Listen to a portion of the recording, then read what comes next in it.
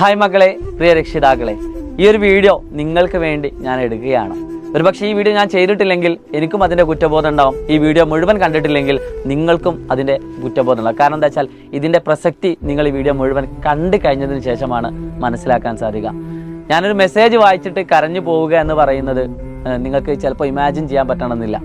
അത്രയും വലിയൊരു പാരഗ്രാഫ് ഒരു മോള് ഒരിക്കൽ എനിക്ക് ഇൻസ്റ്റാഗ്രാമിൽ അയക്കുകയുണ്ടായി. ഒരുപാട് മാനസിക പ്രശ്നങ്ങളിലൂടെ കടന്നു പോകുന്ന, ശാരീരിക പ്രശ്നങ്ങളിലൂടെ കടന്നു പോകുന്ന കുട്ടികൾ നമ്മുടെ ഈ സമൂഹത്തിലുണ്ട്. പക്ഷെ പല ആളുകൾക്കും അതിനെപ്പറ്റി അറിയില്ല.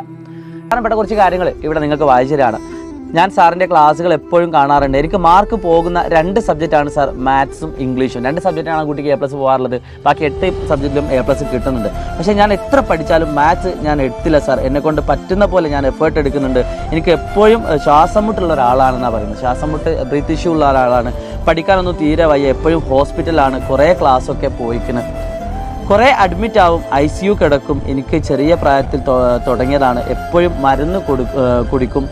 പറയുന്ന മറ്റൊരു കാരണം വെച്ചാൽ എപ്പോഴും എന്നെക്കൊണ്ട് നടക്കല്ല, ഓർക്ക് പണി.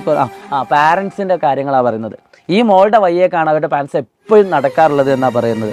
കുറേ പൈസ ഓരോ പോയിക്കൊണ്ട് പൈസ പോകുക എന്നല്ലാതെ എനിക്കൊരു മാറ്റമില്ല. അങ്ങനെ ഒരു വലിയൊരു സെൻറ്റൻസ് ആണ്. അതായത് സ്ക്രോൾ ചെയ്താൽ തീരാത്ത അത്രയും വലിയ ടെക്സ്റ്റാണ്. ഞാനതിലെ ചെറിയ ചെറിയ ഭാഗങ്ങൾ മാത്രമാണ് വായിക്കുന്നത്.